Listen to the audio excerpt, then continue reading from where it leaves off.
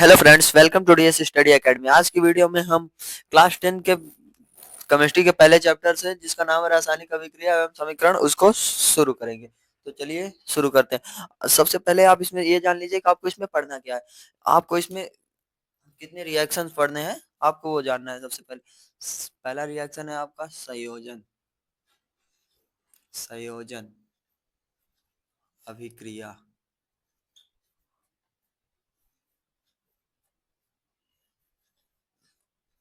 संयोजन अभिक्रिया।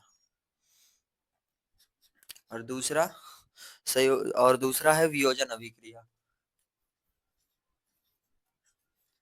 वियोजन अभिक्रिया।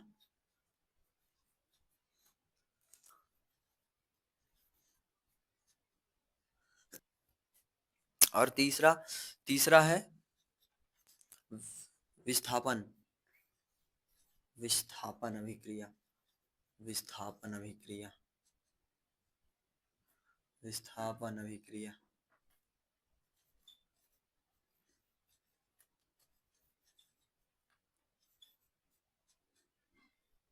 चौथा द्विविस्थापन।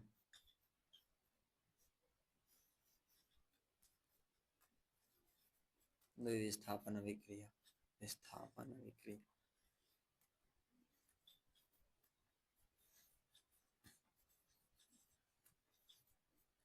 कुल 6 अभिक्रियाएं आपको इसमें पढ़नी है। और पांचवा है ऊष्मा क्षेपी अभिक्रिया। ऊष्मा क्षेपी अभिक्रिया।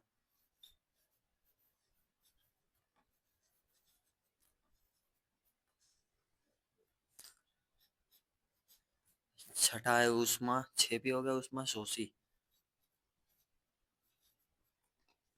ऊष्मा शोषी अभिक्रिया।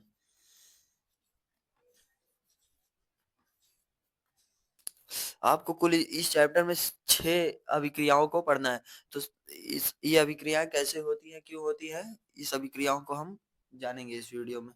तो सबसे पहले हम यहाँ पे बात करेंगे संयोजन अभिक्रिया की।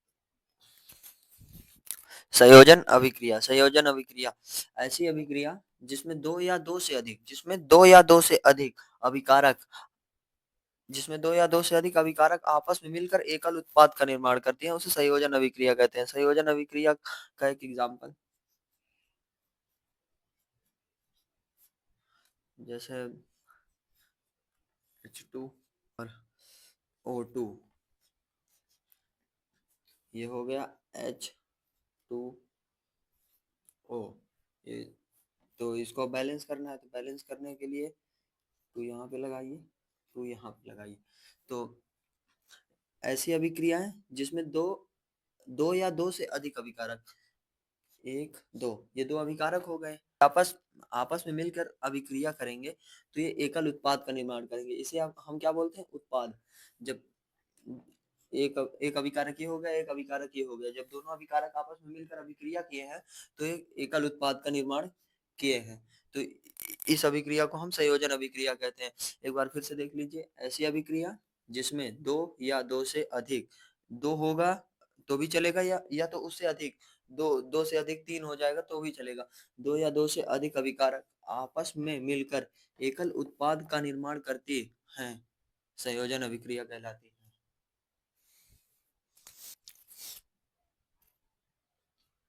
वियोजन अभिक्रिया क्या है? वियोजन अभिक्रिया ऐसी अभिक्रिया जिसमें एकल अभिकारक, इसमें एकल अभिकारक अभिक्रिया के समय टूटकर दो या दो से अधिक उत्पाद का निर्माण करता है। दो या दो से अधिक उत्पाद का निर्माण करता है, उसे हम क्या कहते हैं, उसे वियोजन अभिक्रिया कहते हैं। इसका एक एग्जांपल इसका एक एग्जांपल वही H2O। इसको जब हम हीट करेंगे, मतलब जब इसका अभिक्रिया करेंगे, तब ये लिख दीजिए यहाँ पर ऊष्मा। जब हम इसको हीट करेंगे तो ये बनाएगा H2। H2O को जब हम हीट करेंगे तो ये बनाएगा H2 प्लस O2। अब इसको हमें बैलेंस करना है तो यहाँ पे 2 लगाइए और यहाँ पे 2 लगाइए। कहते हैं इसका एक और एग्जांपल, जब हम कैल्शियम कार्बोनेट को ऊष्मा ऊष्मा देंगे तो calcium oxide plus carbon dioxide बनाएगा। Calcium oxide plus carbon dioxide, ये रहा आपका अभिकारक, एक एकल अभिकारक। जब हम इसको ऊष्मा देंगे तो ये दो उत्पाद दो उत्पाद बनाएगा, एक कैल्शियम ऑक्साइड, एक carbon dioxide.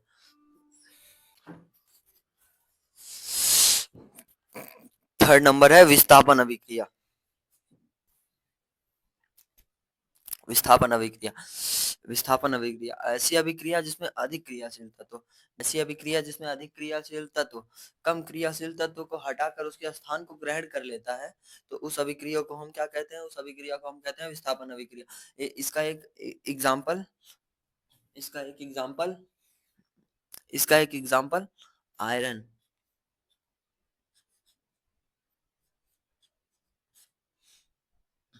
Iron plus copper sulphate, ये हो जाएगा आयरन SO4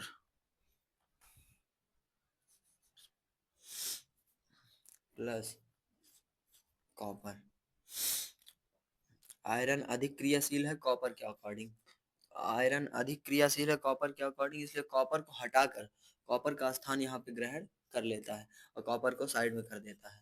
कॉपर कम क्रियाशील है, आयरन के मुकाबले कम क्रियाशील है कॉपर, तो इसलिए जो आयरन है वो कॉपर को हटाकर उसके स्थान को ग्रहण कर लेता है। जब वो उसके स्थान को ग्रहण कर लेगा तो इस अभिक्रिया को हम कहते हैं विस्थापन अभिक्रिया।